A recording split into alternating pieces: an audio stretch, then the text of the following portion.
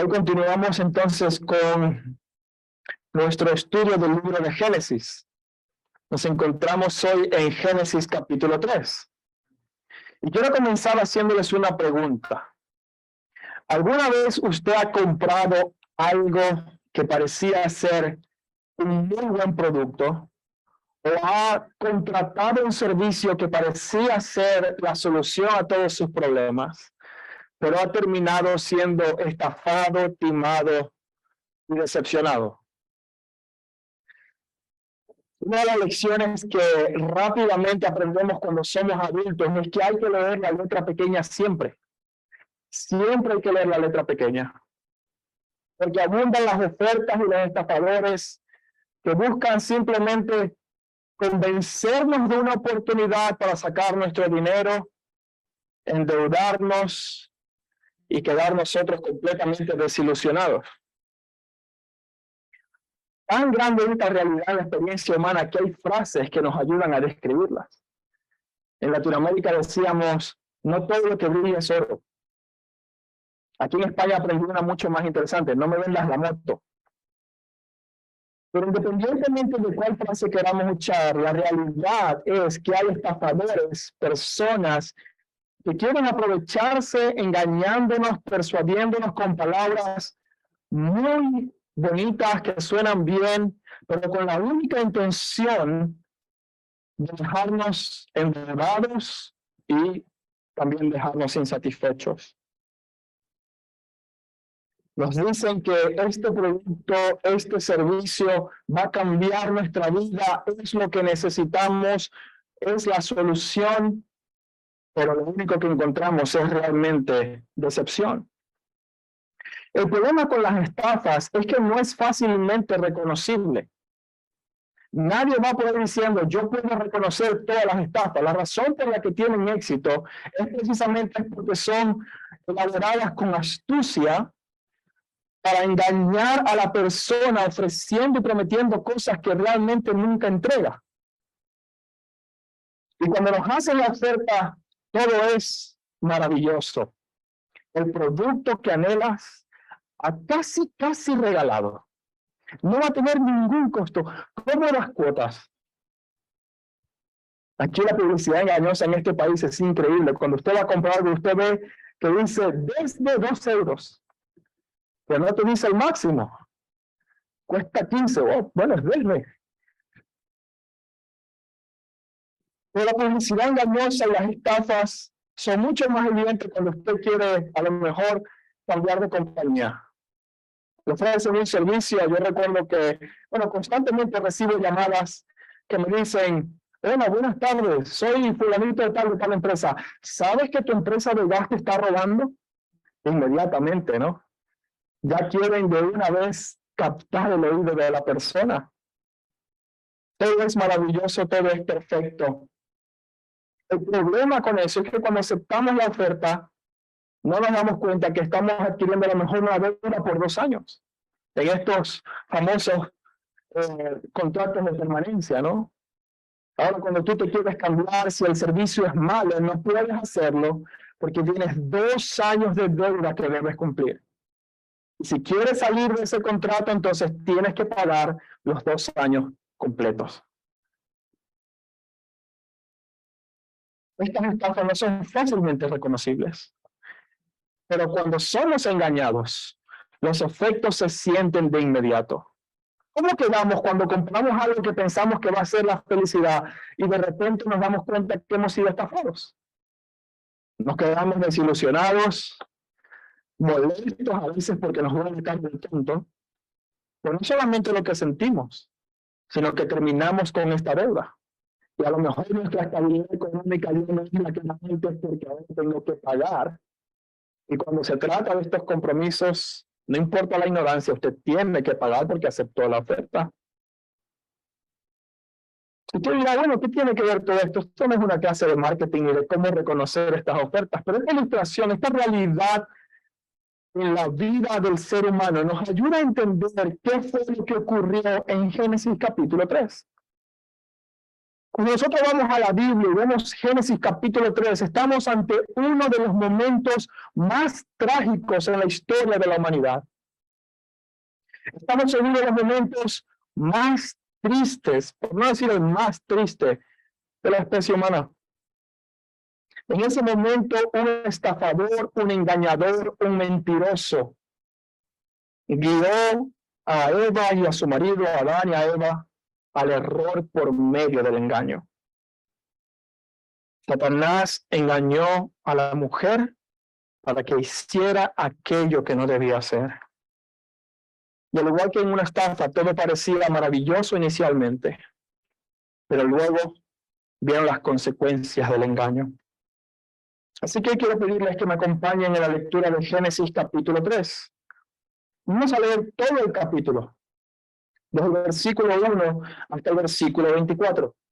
Pero realmente estaremos enfocándonos en el versículo del 1 al 7. Pero todo el capítulo nos va a ayudar a entender el contexto muchísimo mejor de lo que vamos a estudiar el día de hoy. Génesis capítulo 3, versículos del 1 al 24.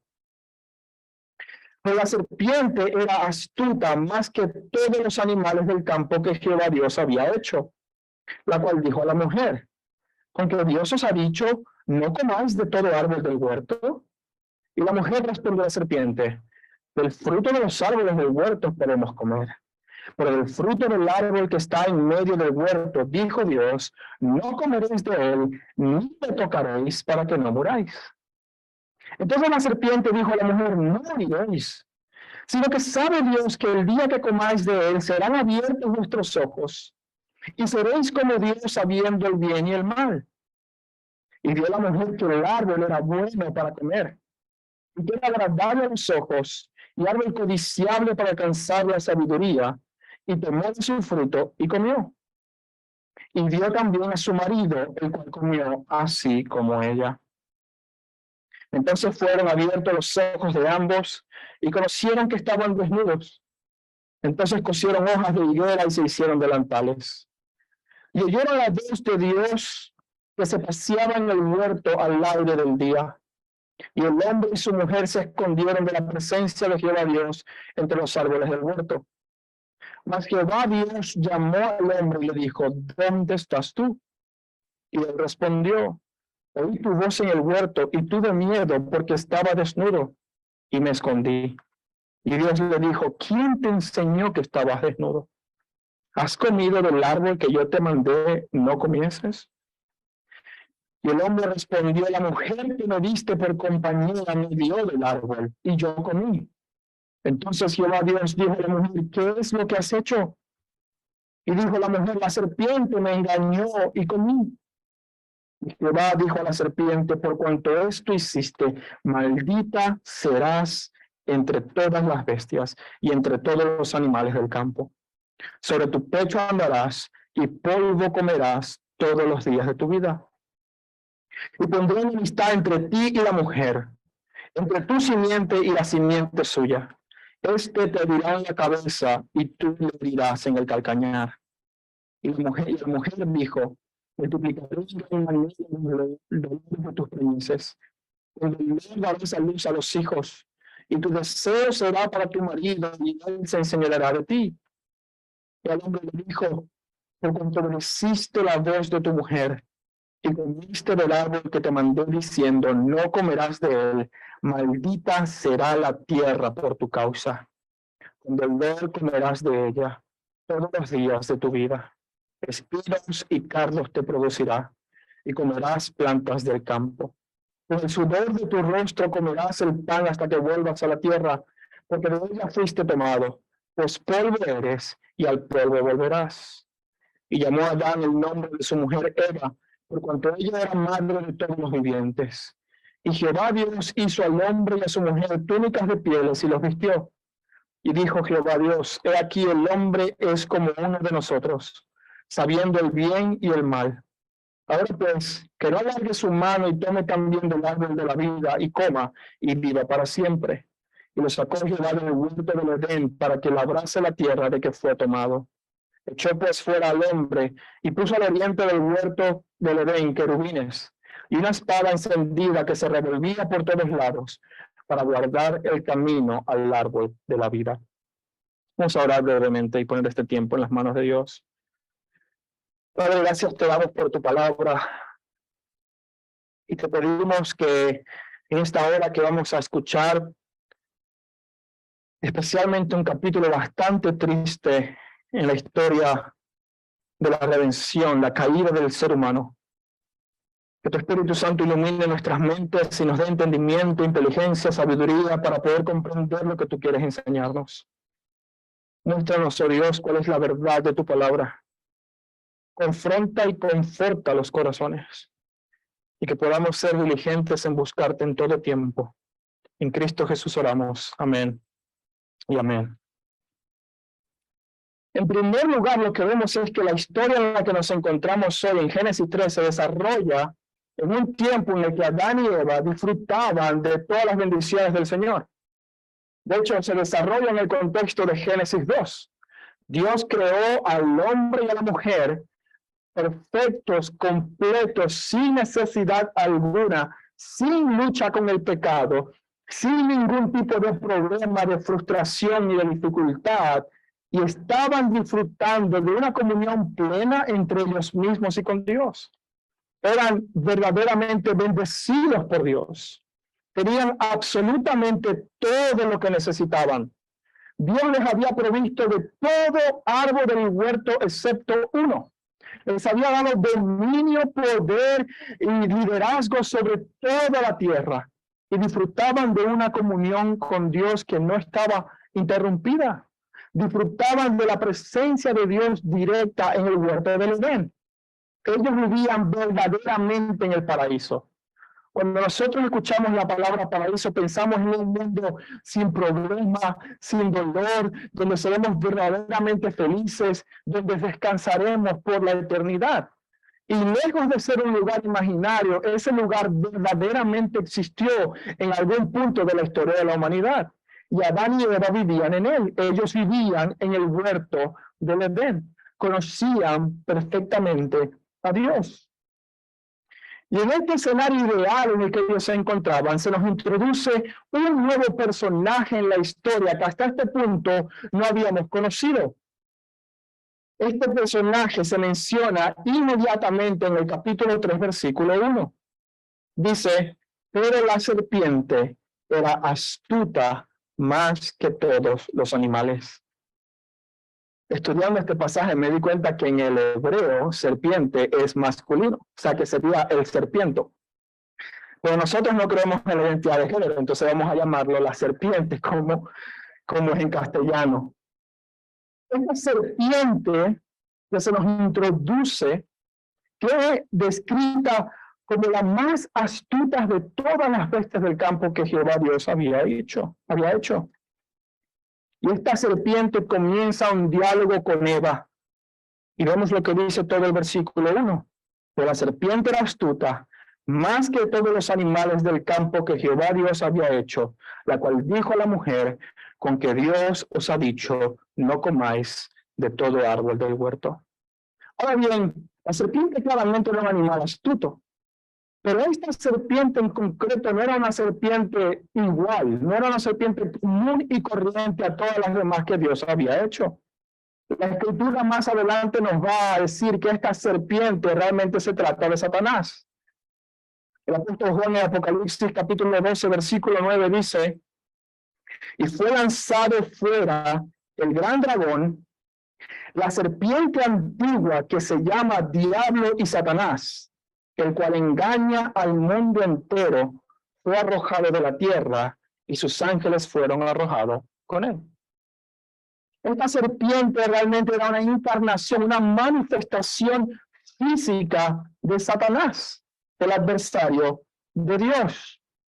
Evidentemente la serpiente era un animal astuto, e encarnarse como una serpiente era completamente compatible con las intenciones de Satanás.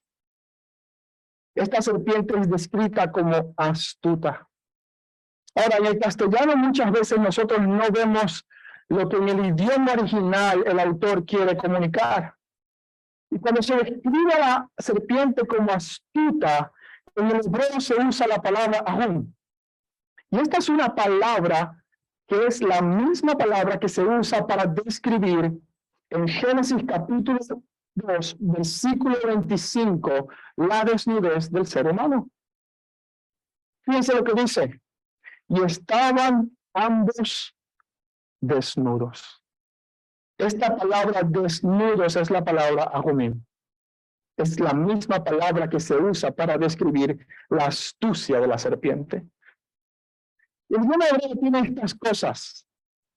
Por palabras que suenan iguales o palabras que tienen la misma raíz, busca conectar dos conceptos. ¿Cuáles son los conceptos que está intentando conectar el autor de Génesis, Moisés? En primer lugar, la desnudez es un estado de vulnerabilidad, un estado de fragilidad, en muchas ocasiones un estado de humillación. Mucha gente ha tenido esta pesadilla de aparecer desnudo delante de mucha gente, ¿no? Y decir, me siento humillado, me siento avergonzado. Y esta vulnerabilidad del ser humano, Moisés la está conectando con la astucia de la serpiente. Es decir, hay una relación entre la vulnerabilidad del ser humano y la astucia y la amenaza que Satanás representa para el hombre. La vulnerabilidad realmente no era un problema antes. ¿Por qué? Porque no había ninguna amenaza que estuviera atacando esa vulnerabilidad. Es como si nosotros nos enfrentáramos a un arma de fuego. Si a usted le van a disparar, usted sabe que su cuerpo es vulnerable ante una bala. Si usted quiere resistir una bala, ¿qué tiene que hacer? Usar un chaleco antibalas. Poner algo que cubra su cuerpo de manera que su vulnerabilidad no se vea afectada ante esa amenaza. La razón por la que Adán y Eva no se avergonzaban de su vulnerabilidad era porque no había nada que estuviera amenazando. Si usted todo el día se enfrentara a un arma de fuego, saldría con un chaleco antibalas. Pero esa no es la realidad en la que nosotros vivimos. Gracias a Dios. La serpiente astuta tiene la capacidad de atacar la vulnerabilidad del ser humano para lograr su cometido. El ser humano no tiene ni una oportunidad de enfrentarse y derrotar a su enemigo, ni siquiera en su estado perfecto como el de Adán y Eva. Estos no se avergonzaban, pero la serpiente vio esa vulnerabilidad y con astucia la atacó. Ahora, esta astucia de la serpiente se manifiesta de muchas maneras. En primer lugar, la serpiente inicia un diálogo ¿con quién? Con Eva. No inicia el diálogo con Adán. No inicia el diálogo con aquel que era la cabeza de la familia. No inicia el diálogo con aquel que tenía el mandato de no comer del fruto y de proteger y trabajar en el huerto. Dios le había dicho a Adán que debía guardar y labrar el huerto del Edén. Es decir, desarrollarlo y protegerlo. ¿Protegerlo de quién? De la serpiente. Pero Satanás astutamente no va a la cabeza de hogar, va a la parte mucho más vulnerable de la unión familiar, va a la mujer. La astucia de Satanás se manifiesta claramente en dos formas. En primer lugar, Satanás sutilmente va a cuestionar la palabra de Dios y en segundo lugar, el carácter de Dios. Fíjense cómo se desarrolla el diálogo en este texto. Versículo 1. Con que Dios os ha dicho, no comáis de todo árbol del huerto. La pregunta pareciera casi inocente y preocupada por el bienestar de Eva. Satanás hace la pregunta diciendo, oye, estoy preocupado por ti, ¿de qué te vas a alimentar? ¿Qué vas a comer si Dios te ha prohibido? ¿No te ha prohibido Dios comer de todo árbol del huerto? Viene con buenas intenciones, preocupado por la salud de Eva y de su marido. Viene disfrazado como un ángel de luz. Viene disfrazado de alguien que trae un mensaje para Eva. comienza a sembrar dudas en la cabeza de Eva. Ahora Eva tampoco estaba muy clara de lo que Dios había dicho. Mira lo que dice, o cómo responde Eva. La mujer respondió a la serpiente: el fruto de los árboles del huerto podemos comer, pero el fruto del árbol que está en el medio del huerto, dijo Dios, no comeréis de él, y escuche bien, ni lo tocaréis para que no muráis. ¿Era eso lo que Dios había dicho realmente? ¿Era eso lo que Dios le había mandado al hombre? Fíjense, Génesis capítulo 2, versículo 17. Escuche bien. Mas del huerto de la ciencia del bien y del mal no comerás, porque el día que de él comieres, ciertamente morirás. No hay ninguna restricción en cuanto a tocar el árbol. No hay ninguna restricción en cuanto a tocar el fruto del árbol. Pero Eva intenta resistir a la serpiente como mejor puede. La serpiente comienza a cambiar en Eva la perspectiva que tiene acerca de Dios. Y fíjense lo sutil que es. Ella empieza Eva a pensar más en la prohibición de Dios que en la provisión de Dios. Con esa pregunta sutilmente cambiada, cambia el enfoque de Eva de pensar en la provisión de Dios, que le ha dado todo árbol del huerto, que le ha dado toda la libertad en el huerto, y empieza a enfocarse en la prohibición para engañarla. Comienza a decir, Dios no te ha dado nada de lo que necesitas. No, sí me lo ha dado, sí, te lo ha dado, pero este no te lo ha dado. Este que está acá, Dios no te lo ha dado.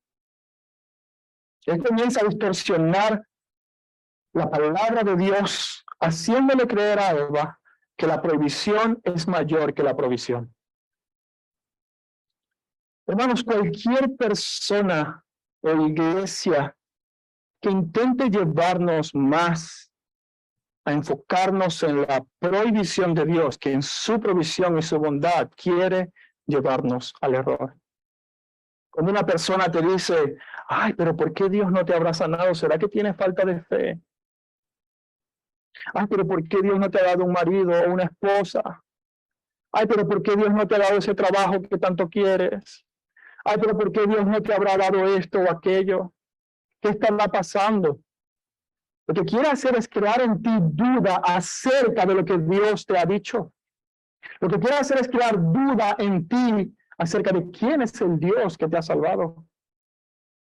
Ciertamente Dios tiene prohibiciones, pero sus prohibiciones no se comparan con la abundancia de su provisión y bondad para nuestra vida. Él nos ha dado todas las cosas. Los mandamientos de Dios, aunque son restrictivos, no son duros. Son para nuestra protección.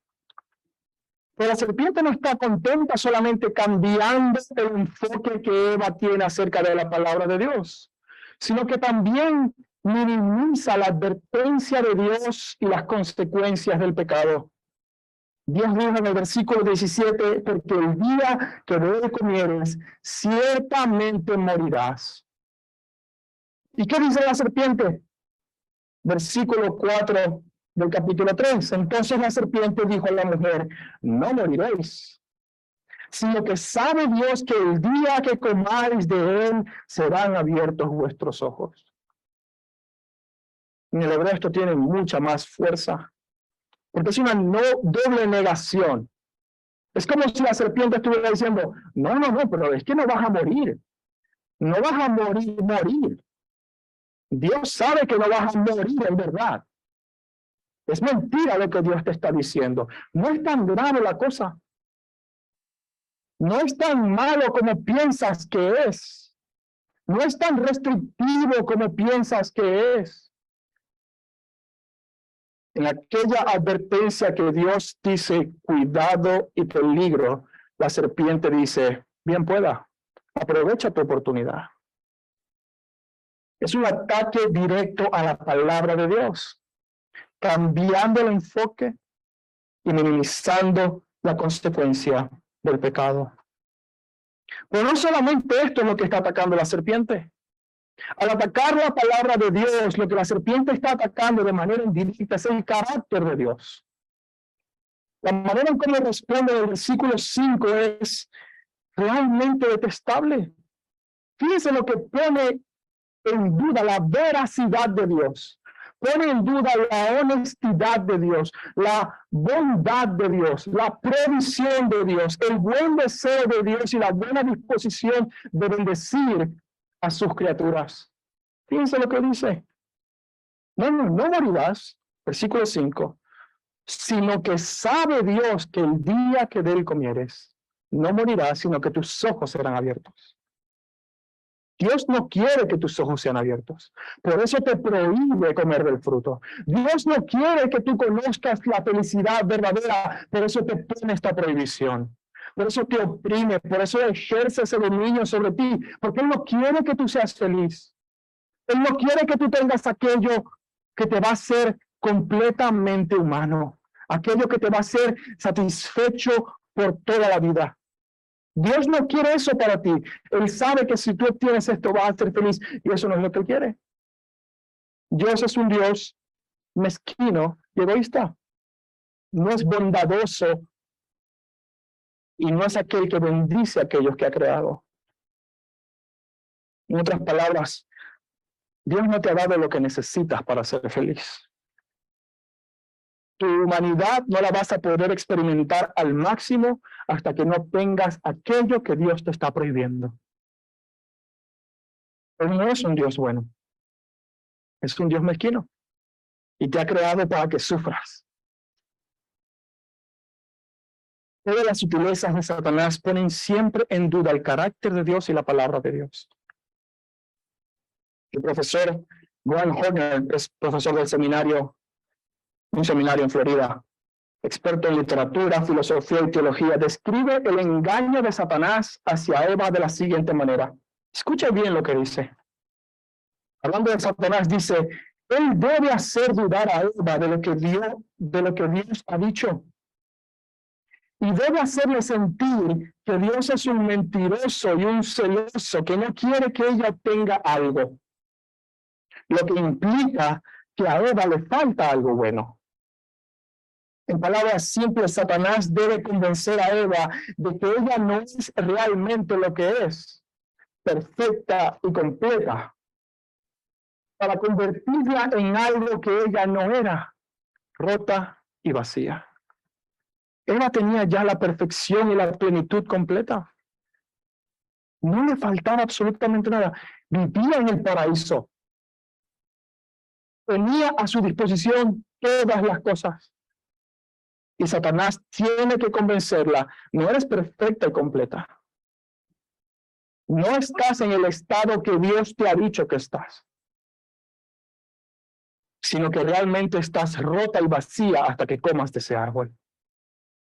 Estás incompleto hasta que tú no hagas aquello que Dios te ha prohibido. El profesor Horner dice, esta ironía es tan triste como perversamente simétrica. Perfecta y completa, engañada para creer que realmente estaba rota y vacía. Como finalmente terminó después de pecar. Satanás engañó a Eva cuestionando la palabra, el carácter de Dios, pero también cuestionando la identidad de Eva en Cristo, bueno, en Dios. Ella era una mujer creada a la imagen de Dios, ayuda idónea del hombre, coheredera de todas las cosas, reina igual que Adán de todas las cosas. Y Satanás le hace pensar que ella es imperfecta, desdichada y triste. Algo te hace falta. Y eso que te hace falta, Dios te lo ha prohibido. Ven y come. Y así siendo engañada por la serpiente y habiendo caído en la trampa, habiendo sido estafada por este engañador, Eva comió del fruto.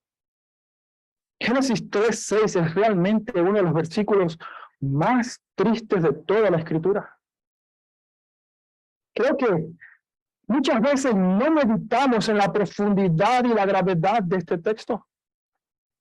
Cuando usted lee Génesis 2, y lee Génesis 4, sin leer Génesis 3, usted va a decir, ¿pero qué pasó aquí?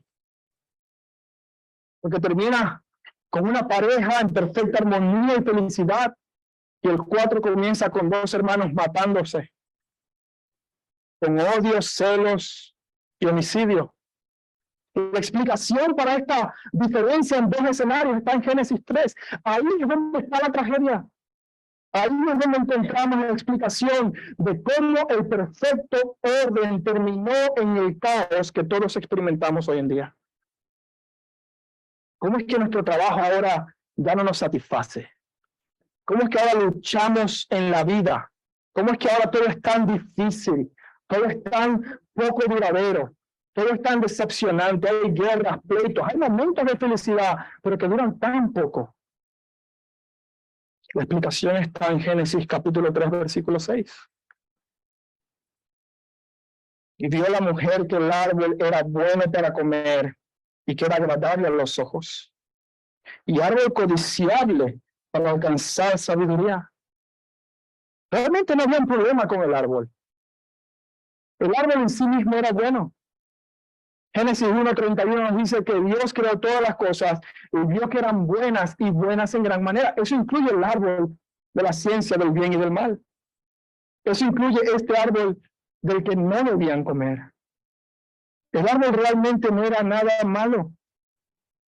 El problema no era el árbol en sí, sino el acto de comer aquello que Dios había prohibido. Muchos piensan que el primer pecado fue hecho por orgullo. Pero yo creo que el texto nos muestra otra cosa. El primer pecado de la humanidad realmente no fue producto del orgullo, porque el orgullo en sí mismo es pecado. Y para tener orgullo y pecado ya tenía que haber una condición pecaminosa anterior que Adán y Eva no tenían hasta antes de comer del fruto. El primer pecado no fue producto del orgullo, fue producto del engaño y de la estafa de Satanás.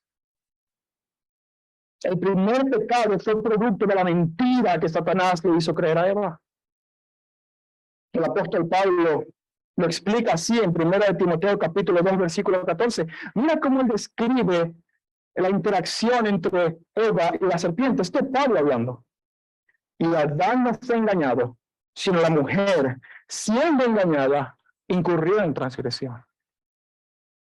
Fue una verdadera estafa. La estafa consistía en desobedecer a Dios, en hacer aquello que él había dicho, no harás. El árbol realmente no era malo. De hecho, el árbol era bueno porque era un recordatorio al ser humano. Aquellos que conducen han visto siempre una señal de stop o un semáforo. Y usted sabe que usted puede coger su coche y usted puede ir con su coche a donde usted quiera. En esta época de calor le animo a coger para el norte, que no es más fresco.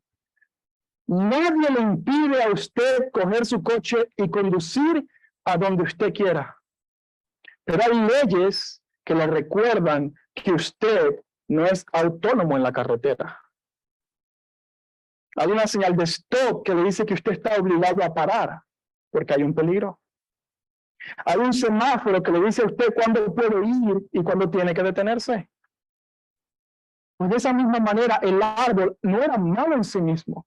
Era un recordatorio que Dios había puesto en el centro del Edén para recordarle a Adán y Eva: ustedes tienen autoridad sobre toda la creación, pero ustedes mismos están bajo mi autoridad porque yo soy Dios.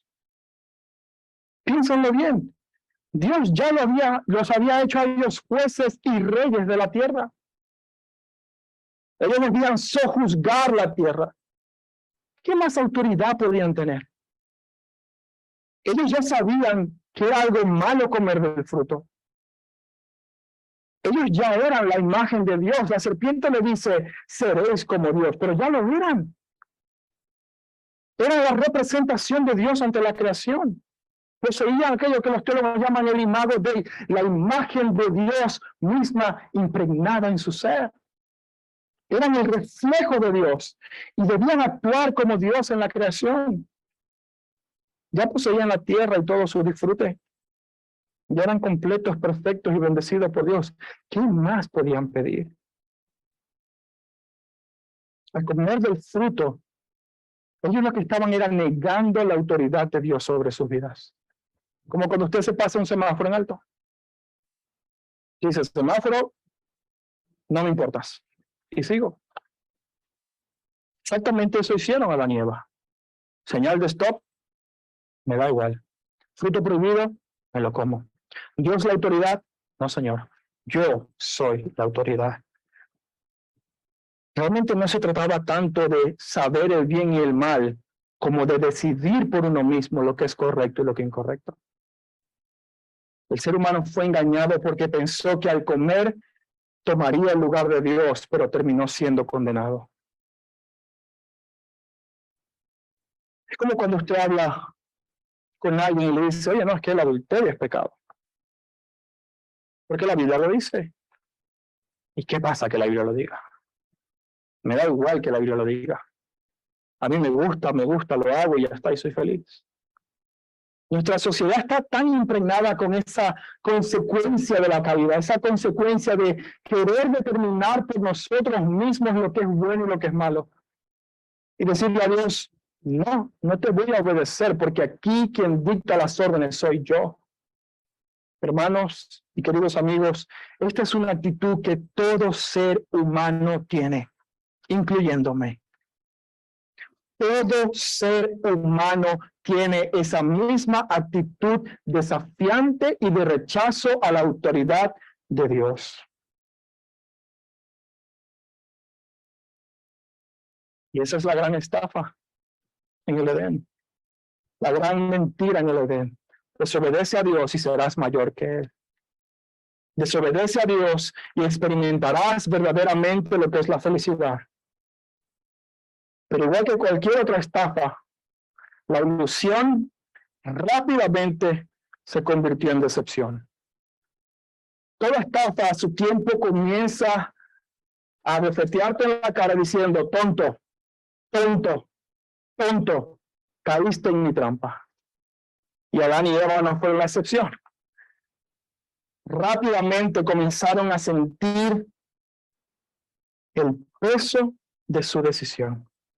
Rápidamente comenzaron a ver las consecuencias y el dolor que desafiar a Dios, que desobedecer a Dios trae a todo ser humano, creyente y no creyente. Versículo 7.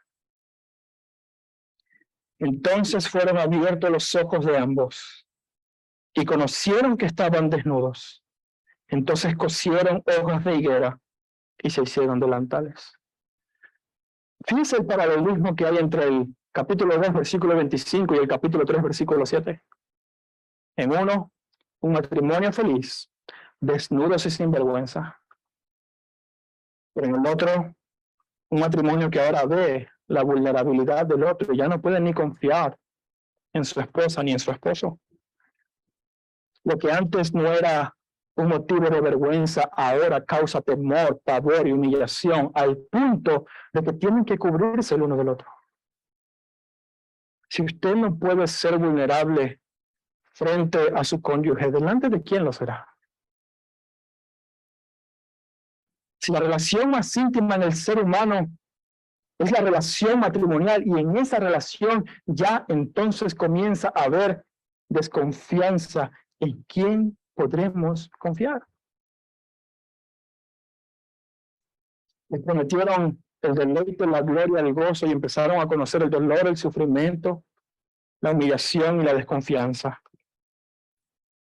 Una relación íntima completamente destruida por el pecado. La serpiente dijo la verdad en algo, vuestros ojos serán abiertos, pero no para ver algo mejor, sino para experimentar en tu propia carne la tragedia de la caída. Sus ojos fueron abiertos y ahí comenzó la consecuencia de todo. ¿Cuáles son las consecuencias del engaño? Génesis 3, del 7 al 24 nos da las consecuencias del engaño de Satanás, o de haber sido víctimas de la consecuencia del engaño de Satanás. Por temas de tiempo no vamos a profundizar mucho en ellos, pero vamos a ver 3 consecuencias claras que nos muestran estos versículos. En primer lugar, la ruptura de la relación, el juicio de Dios y la pérdida del paraíso. La ruptura de la relación, el juicio de Dios y la pérdida del paraíso. Ruptura, juicio, pérdida. Número 1, ruptura de la relación. Íntimamente unidos, vulnerables, pero con confianza y sin vergüenza. Rápidamente la relación se rompió al verse desnudos el uno y el otro, al punto de que tuvieron que cubrirse. Inmediatamente hubo una separación, ya hubo un cuidado y una protección de no me vas a lastimar porque yo soy vulnerable. La vulnerabilidad antes no era un problema, no había amenaza. Ahora todo amenaza esa vulnerabilidad, ya no solo Satanás, sino también mi marido o mi esposa. Absolutamente todo se convierte en algo que es un motivo para desconfiar en el otro. La primera relación que se rompe, porque el texto nos dice que se rompe inmediatamente, es la del hombre con su esposa. Pero no solamente la del hombre con su esposa, sino la del hombre con Dios también es rota, es resquebrajada por el pecado. Versículo 8 nos dice eso precisamente. Oyeron la voz de Dios. Claro, escuche bien. Cuando alguien le dice a usted, te doy todo esto, te bendigo, te protejo, te provee de todo, ¿usted no va a querer escuchar la voz de esa persona? ¿Había hecho Dios algo para que ellos no quisieran escuchar su voz? ¿Les había dado motivos Dios a ellos para que no quisieran estar en comunión con Él? En absoluto. Mucha gente, bueno, muchos niños han tenido un tío que es el tío que regala todo, ¿no? Cuando viene el tío, yo quiero que venga mi tío porque es que el que me regala todo. Los padres generalmente son los que no dan y el tío es el que viene y consiente. En algunos casos los abuelos, no voy a mirar a quién. Pero algunos son consentidores. Pero todos quieren entonces escuchar la voz del abuelo porque sabe que me va a regalar, que me va a consentir. Pero ¿qué pasa cuando entonces ya no quiero escuchar la voz de aquel que me bendice? ¿Qué ha pasado? Que aquel que te ha hecho bien y ha mostrado su favor, ahora parece ser una amenaza. Esa relación con Dios fue rota. Oyeron la voz de Dios que se paseaba en el huerto al aire del día, y el hombre y su mujer se escondieron de la presencia de Dios. Acto desesperado. En Venezuela decimos, estaban dando patadas de ahogado. Usted sabe un ahogado cuando se está ahogando, está como, pero es inservible, se está ahogando, va a perecer. Me voy a esconder del huerto, me voy a esconder de Dios, en el huerto que Él creó, detrás del arbusto que Él creó. Ahí me voy a esconder de aquel que todo lo ve. Dios le dice, ¿dónde estás tú? ¿Qué pasa que te llamo? Está mi voz y no vienes a mí. ¿Por qué no vienes a mí si tenemos una perfecta comunión? Ahora, Dios no estaba preguntando porque no sabía, Él es el omnisciente. Esto se trata más de un juicio legal sobre el pecado. Y eso nos lleva al segundo punto, el juicio de Dios. Dios quería dejar bien claro que el culpable de que la relación se rompiera no fue Dios, sino el hombre. Fue Él el que empezó a destruir la relación perfecta que había entre el Creador y la criatura. Dios no deja impune el pecado. Escucha bien, iglesia. Dios no deja impune el pecado. Dios juzgó el pecado de Adán, juzgó el pecado de la mujer y juzgó el pecado de la serpiente. El juicio de Dios trajo maldición aún sobre toda la creación. Le dijo, la tierra será maldita por tu causa.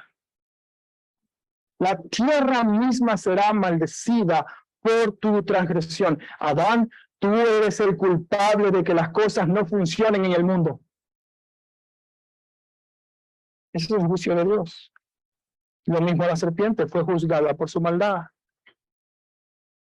Y en tercer lugar, la pérdida del paraíso.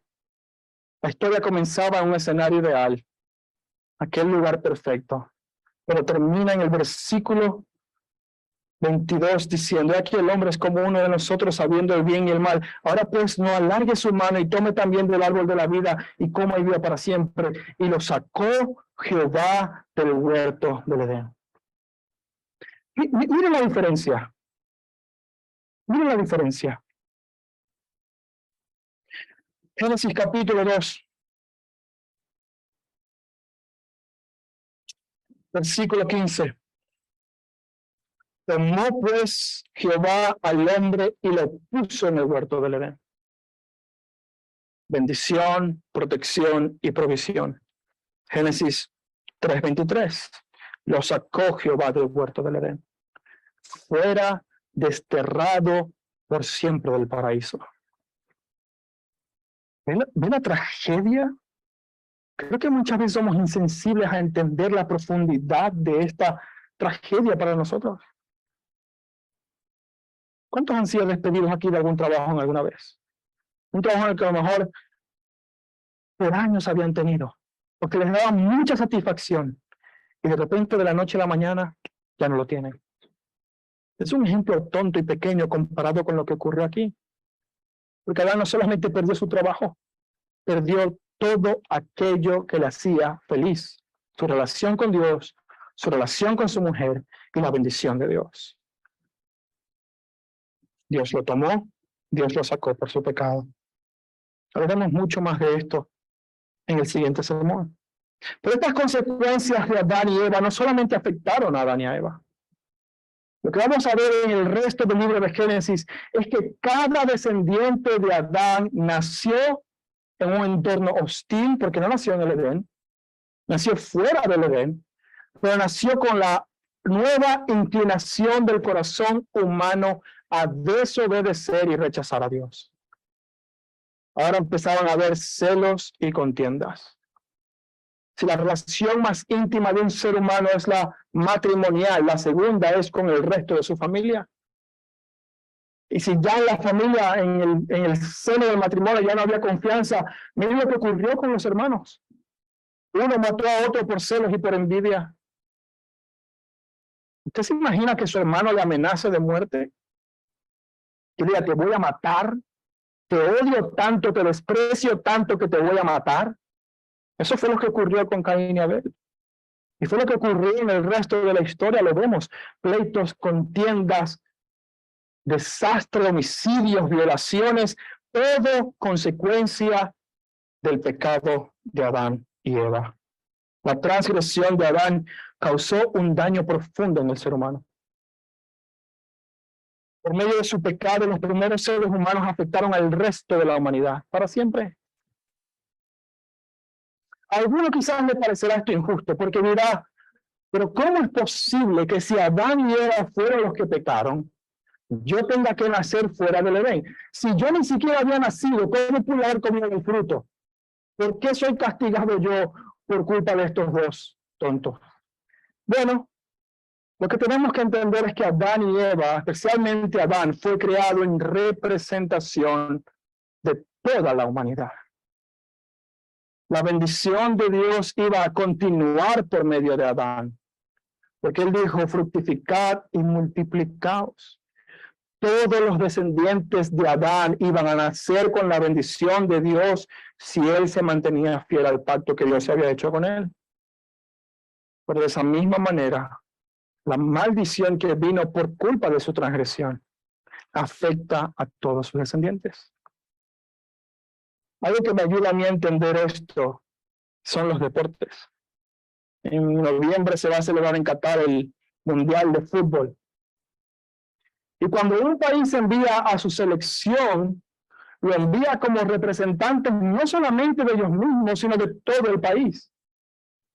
Si la selección española, estos 11 jugadores quedan descalificados, España como país no puede decir: ok, estos tontos no sabían jugar, te envío otros. No, no. Tus representantes han perdido. Has perdido tú también. Nos vemos en 4 años, si es que clasificas. Aquellos que te representan pierden a tu favor o ganan a tu favor. Si a un jugador del equipo le sacan tarjeta roja, el equipo no puede sustituir a ese jugador con otro. Ahora juega con 10 jugadores nada más por el resto del partido. La acción de uno afecta a todo el equipo y eso es exactamente lo que ocurrió con Adán. Adán era el Messi de la humanidad en su estado perfecto. Era el jugador perfecto. Si alguien tenía las condiciones necesarias para vencer la partida a la serpiente, era Adán. No crea que usted y yo hubiésemos hecho un mejor trabajo. Él, en representación tuya y mía, perdió para nuestra desgracia. Pero gracias a Dios que Él es rico en misericordia. Porque de la misma manera que un hombre por medio de su transgresión afectó a toda la humanidad, así también un hombre por medio de su perfecta vida y su sacrificio afectó a todos aquellos que en Él creen. Un hombre perdió la partida para toda la humanidad, pero ahora un hombre la ha ganado también para todos aquellos que creen. Este es Jesucristo. El apóstol Pablo en Romanos capítulo 5, y quiero pedirles que me acompañen con sus Biblias a Romanos capítulo 5. Romanos capítulo 5, versículos del 12 al 18. Pablo está hablando precisamente de esto. Cómo Adán, por medio de su transgresión, por medio de su caída, no solamente se vio afectado él y su esposa, sino que afectó a toda la humanidad. Romanos 5:12 dice, por tanto, como el pecado entró en el mundo por un hombre, ese es Adán, y por el pecado de Adán entró la muerte, y así la muerte pasó a todos los hombres, por cuanto todos pecaron, pues antes de la ley habían pecado en el mundo, pero donde no hay ley no se inculpa de pecado. No obstante, reinó la muerte desde Adán hasta Moisés, con Moisés fue dada la ley, pero desde Adán hasta Moisés reinó la muerte, aún en los que no pecaron en la manera de la transgresión de Adán, la cual es figura del que había de venir. ¿Qué significa esto? Que la muerte fue el juicio de Dios sobre toda la humanidad, incluso aquellos que no pecaron comiendo del fruto como Adán lo hizo. Pero fíjense lo que dice. Pero el don no fue como la transgresión. El don está hablando de la gracia de Jesucristo. Porque si la transgresión de aquel uno murieron los muchos, abundaron muchos más para los muchos la gracia y el don de Dios por la gracia de un solo hombre, Jesucristo. Y con el don no sucede lo mismo que con aquel que pecó. Porque ciertamente el juicio vino a causa de un solo pecado para condenación. Pero el don vino a causa de las muchas transgresiones para justificación. Pues si por la transgresión de uno reinó la muerte, mucho más reinará en vida por uno solo, Jesucristo, los que reciben la abundancia de la gracia, el don y de la justicia. Así que como por la transgresión de uno vino la condenación a todos los hombres, de la misma manera por la justicia de uno vino a todos los hombres la justificación de la vida. En Adán perdimos y fuimos descalificados, pero Jesucristo fue aquel que ganó por nosotros en nuestra representación el partido. Adán no pudo vencer a Satanás. En su condición perfecta no pudo vencer a Satanás, pero Cristo como hombre venció de una vez por todas el pecado, la muerte y al diablo. Amado amigo, yo quiero decirte algo. Es la razón por la que Jesucristo se encarnó, vivió y fue sacrificado. Precisamente fue por esto. Porque tú y yo estamos en una condición de condenación en la que no podíamos salir por nuestra propia cuenta. Fuimos estafados y por el engaño del pecado teníamos una deuda impagable, un compromiso de permanencia de por vida. Toda tu vida tenías que estar pagando esa deuda hasta que te murieras y aún en la eternidad ibas a seguir pagando tu desobediencia. Pero Jesucristo vino y como humano vivió una vida perfecta. El pecado de Adán me afectó. Y ahora yo soy pecador, Por la justicia de Cristo ahora me es impuesta y yo soy justificado por gracia a través de Él. Solamente en Jesucristo, su sacrificio y su resurrección, podemos encontrar el regreso al paraíso. No hay ninguna otra manera. Yo te animo, amado amigo o amiga, ven a Él. Ven a Él que gratuitamente ofrece perdón y reconciliación a los que se acercan. Y si quizás no reconoces la maldad que hay en ti y que también hay en cada uno de los que estamos sentados aquí, solamente piensa un poco más en las intenciones más profundas de tu corazón. Piensa en el egoísmo, el odio, la envidia, el rechazo a la autoridad, las mentiras, todo de lo que tú y yo somos culpables. Y ven a Cristo porque Él pagó la deuda por cada uno de ellos.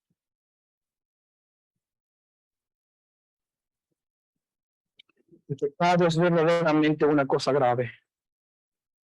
La iglesia muchas veces no medita en cuán grave es el pecado. A veces confundimos el pecado con religiosidad y limitamos y minimizamos el pecado a no fumar, no beber, no hacer esto o aquello. Pero el pecado es mucho más que esto.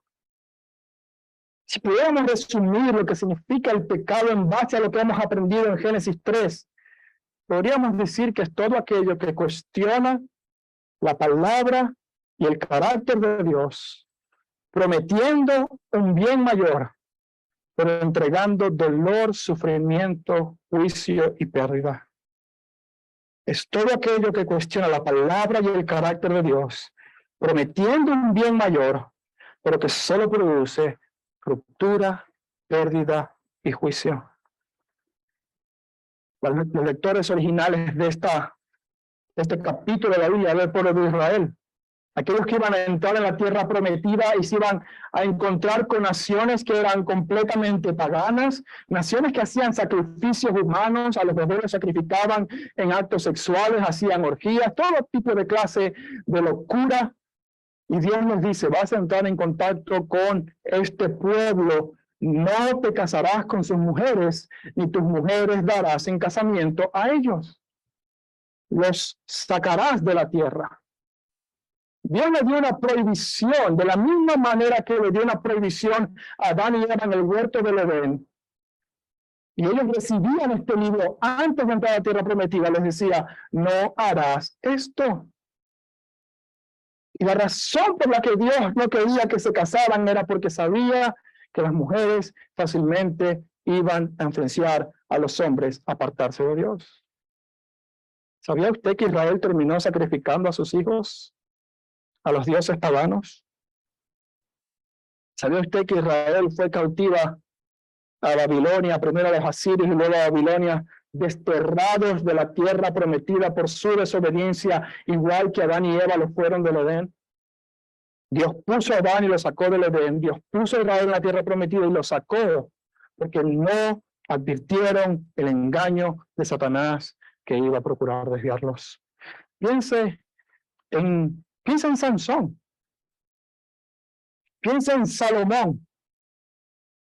Hombres que Dios les había dado un llamado mayor que ellos mismos, llamados a ser los seres políticos y religiosos de Israel. El rey más sabio de la tierra se dejó influenciar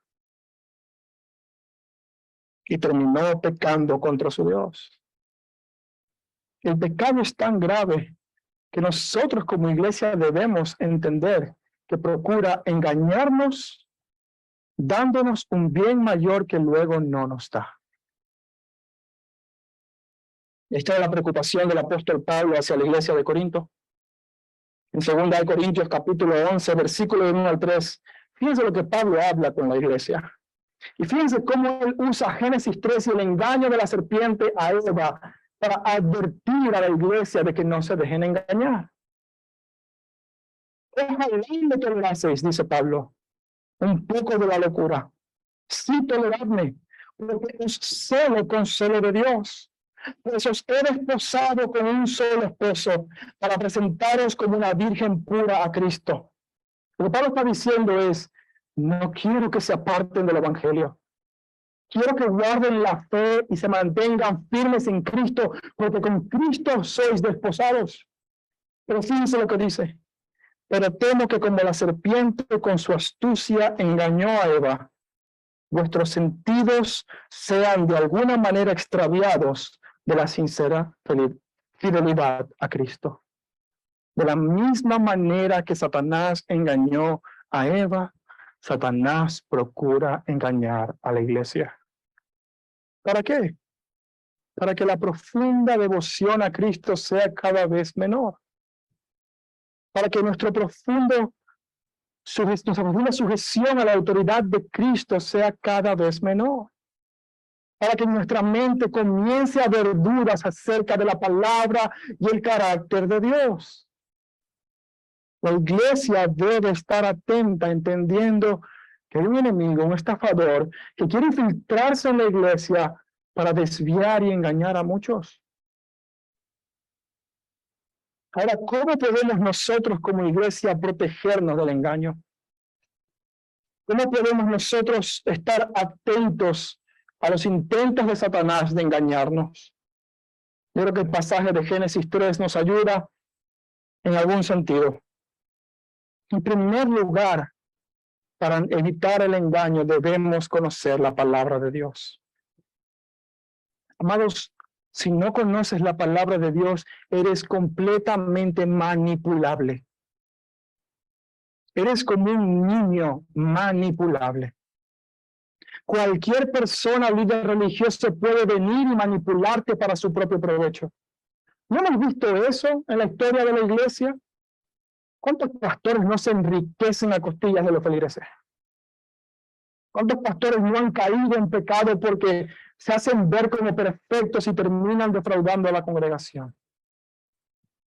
¿Cuántas sectas religiosas no hay aprovechándose de mujeres que genuinamente quieren experimentar una espiritualidad? Si no conocemos la verdad, somos fácilmente manipulables. La Biblia tiene una preocupación con la verdad profunda. Jesucristo dijo, conoceréis la verdad y la verdad os hará libres. Él dijo, yo soy la verdad. Y te dice que Dios quiere que todos los hombres lleguen al conocimiento de la verdad. Si no conocemos la verdad, fácilmente seremos engañados. ¿Cuántas veces estudiamos profundamente la Escritura? Esto no es un punto más del sermón, hermanos. Esta es una advertencia real. ¿Cuántas veces lees la Escritura para conocer la verdad y evitar ser engañado por cualquiera?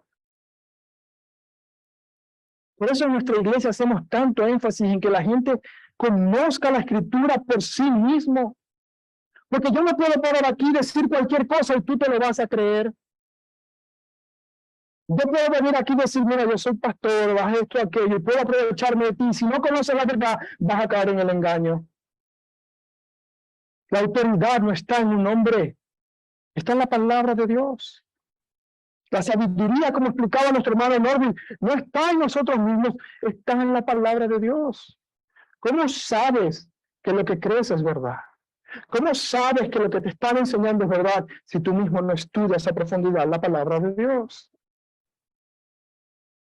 En Colosenses capítulo 2, el apóstol Pablo le dice a la iglesia en Colosas lo siguiente. Fíjense lo que dice. Colosenses capítulo 2, versículo 8. Mirad que nadie os engañe por medio de filosofías y huecas sutilezas, según las tradiciones de los hombres, conforme a los rudimentos del mundo, y no según Cristo. Mirad que nadie os engañe. Eva fue engañada porque no estaba muy claro lo que decía la palabra de Dios. Su conocimiento de la palabra de Dios era tan superficial que no llegó a conocer el carácter de Dios en verdad. Cuando llegó alguien cuestionando la palabra de Dios y el carácter de Dios, no tuvo defensa porque no tenía la verdad firmemente arraigada en ella.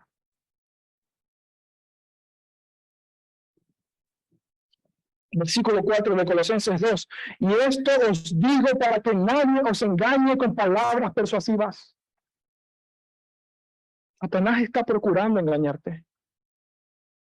Satanás está intentando destruir tu vida, tu matrimonio, tu familia, tu iglesia, tu trabajo, absolutamente todas las cosas. Y cuando damos más entrada a los medios de comunicación que la palabra de Dios, nuestro pensamiento comienza a cambiar y yo comienzo a estar más de acuerdo con el mundo que con la palabra de Dios, que con el pueblo de Dios. Ya entonces la Biblia deja de tener más sentido y entonces estas filosofías modernas comienzan a parecer cada vez más verdaderas. Conoce la palabra de Dios. En ella tendrás el carácter de Dios verdaderamente explicado, revelado. Por medio de ella tendrás comunión con tu Creador. Pero en segundo lugar, no vivas la vida cristiana solo. Ahora, hay muchas posiciones con respecto a Génesis 3 en referencia a si Adán estaba o no presente en el momento de la conversación de Eva con la serpiente. La verdad es que el hebreo, el original, no da ninguna claridad en el hecho, porque el hebreo original solamente dice que él comió con ella. Hay algunas personas que dicen, eso implica que estaba allí, y otros dicen, eso no implica que estaba allí. Pero independientemente de cualquiera sea tu posición al respecto, la verdad es que Eva fue la única que habló con la serpiente. El diálogo fue solo entre Eva y Satanás. Y aquí nosotros no creemos en que el cristiano habla con Satanás, como algunos dicen, yo le arrebato al diablo. No es eso bíblico. Pero cuando tú enfrentas el engaño solo, tienes mucha más probabilidad de ser estafado que si lo enfrentas con alguien. Muchas veces yo he querido comprar y mi esposa me dice, cuidado, aguanta, que yo creo que no me suena bien eso. Lo mismo ocurre con el engaño y la tentación. Si yo creo que yo solo puedo vencer el engaño del diablo, hermanos, estoy equivocado. Yo necesito de ustedes y ustedes necesitan de cada uno de nosotros. Cuando empiezo a batallar con la mentira que busca cuestionar el carácter de Dios y la palabra de Dios, debo buscar ayuda. Debo estudiar con alguien. Debo hacer preguntas. Si tengo dudas reales, debo aclararlas con otros. No podemos vivir la vida cristiana en soledad. En tercer lugar, para no ser engañados, no podemos ignorar la astucia de Satanás. Hay una tendencia a maximizar la participación de Satanás en la vida del cristiano. No tengo trabajo, arrebátaselo al diablo. Quiero un ascenso, arrebátaselo al diablo. Eso no es lo que la Biblia enseña. Pero sí es cierto que Satanás busca destruirte. Sí es cierto que tenemos un enemigo que procura tu destrucción todos los días de tu vida. El apóstol Pedro advirtió a la iglesia de esto. En primera de Pedro, capítulo 5, versículo 8, fíjense lo que dice. Sed sobrios y velad, porque vuestro adversario, el diablo, como león rugiente, anda alrededor buscando a quien devorar. ¿Usted ha visto un león cazar? Animal grande pero sigiloso. Rápido, mortal, va al cuello. Mata al momento que muerde y deja a su presa sin vida. Exactamente igual es el diablo contigo. Si estás en Cristo y eres parte del pueblo de Dios, tienes un adversario que procura tu destrucción. Y no debes ignorarlo. No debes ignorarlo. El diablo destruye precisamente la vida del cristiano en el contexto de las relaciones. Cuando la relación y la comunión de los unos con los otros se ve afectada, es una puerta para que Satanás entre y comience a atacar la vulnerabilidad del cristiano. Por eso Pablo advierte también a la iglesia. Por alguna razón la advertencia venía siempre a la iglesia de Corinto. En 2 Corintios 2, del 10 al 11 dice, Y al que vosotros perdonáis, yo también, porque también yo lo he perdonado. Si algo he perdonado por vosotros, lo he hecho en presencia de Cristo. Habla de las relaciones interpersonales. Pero fíjense por qué habla de las relaciones interpersonales. Para que Satanás no gane ventaja alguna sobre nosotros, pues no ignoramos sus maquinaciones. Cuando hay problemas en alguna relación, Satanás aprovecha para crear aún mayor división. No ignoremos la astucia de Satanás. Y en último lugar, hermanos, adquiere discernimiento para reconocer el engaño del pecado. Las estafas no son fácilmente reconocibles. El engaño no es fácilmente reconocible. Satanás se presenta con una preocupación genuina por ti, por tu salud. Preocupado por tu bienestar. Viene porque le importas, importa tu vida, así como le importaba la de Eva, ¿no? Viene con una mentira, dice la Biblia que se disfraza de ángel de luz. Por una razón se disfraza de ángel de luz.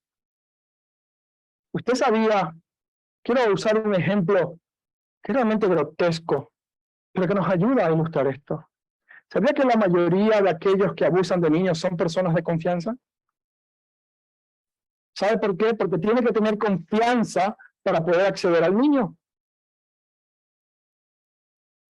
Satanás hace exactamente eso mismo. Se disfraza, viene con toda la mejor intención del mundo, viene con el deseo de cuidar y proteger, de velar por el inocente, pero termina aprovechándose de la vulnerabilidad, destruyendo hasta lo más profundo del ser. Ese es el engaño del pecado.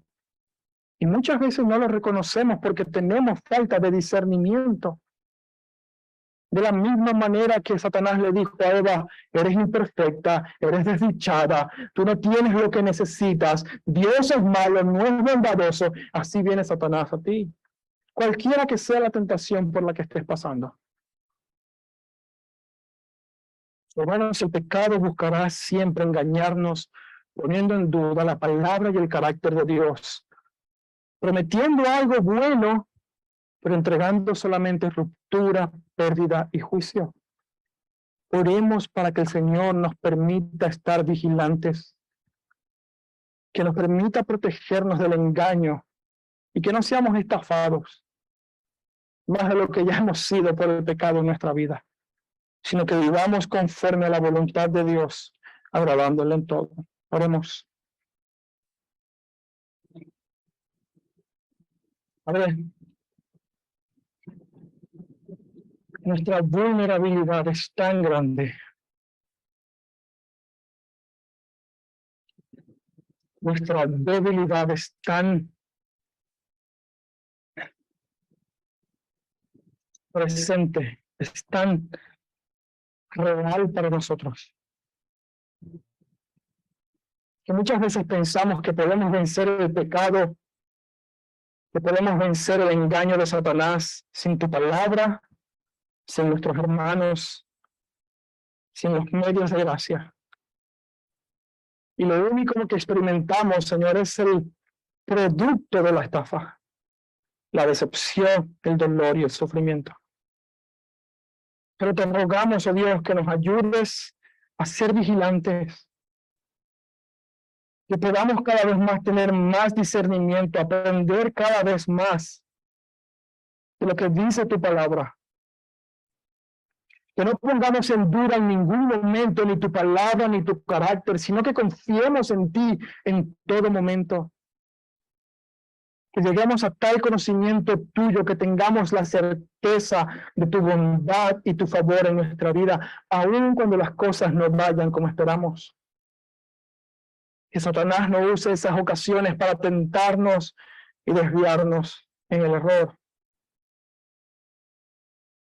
sino que estemos firmes en tu palabra, reconociendo que no es por nuestros propios méritos, sino por Jesucristo.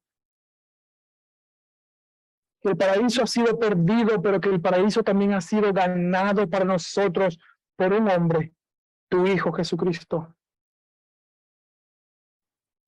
Y que en Él podamos, como dice Colosenses 2:9, en Él podamos estar completos y plenos por quien es Él. Que nuestra mayor satisfacción esté en Jesús y no en otras cosas. Que no busquemos frutos prohibidos, sino que podamos ver tu bendición y tu provisión en todo lo que ya tú nos has dado. En Cristo Jesús. En Él oramos. Amén y amén.